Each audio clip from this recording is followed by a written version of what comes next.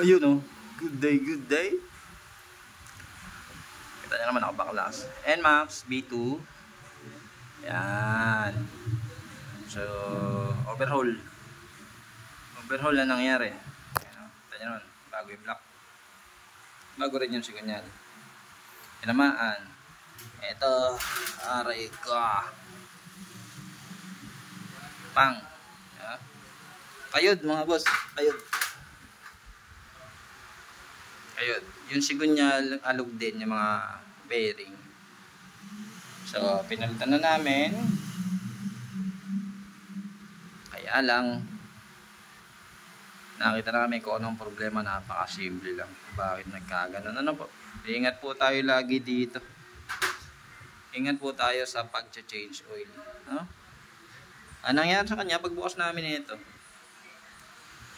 Yung drain plug, yung malaki, yung may strainer. Wala yung strainer sa loob. No?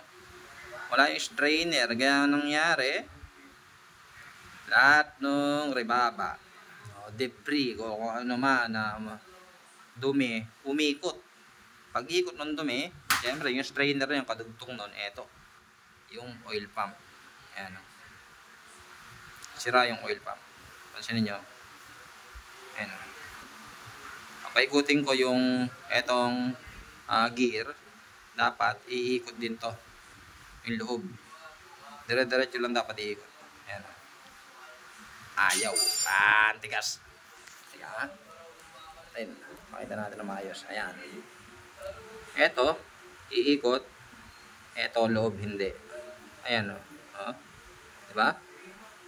So, pag binalik ko, ayan, gigana siya pabalik.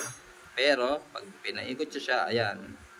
Stack up siya. Dapat pag pinaikot mo yung pre-wheel, dapat yan. Ay, umiikot yung loob. Itong loob na yung mga gear na yun sa loob, dapat iikot din siya. Yan ang nangyari. So, nasira yung oil pump, yung oil pump. Pagkasira niya, walang umakyat na langis sa head, sa block.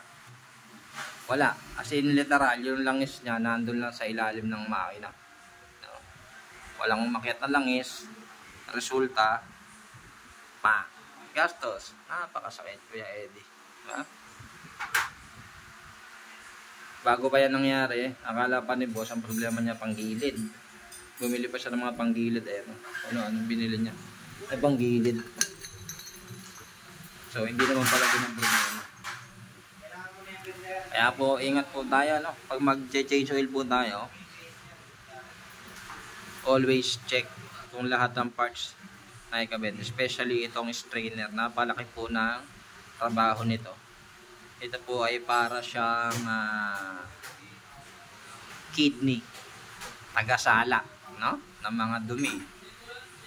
Para patuloy na imikot yung dugo. Aray ko. Okay. Yan na. Sino man nag-change oil nito? Sarap mong kotongan.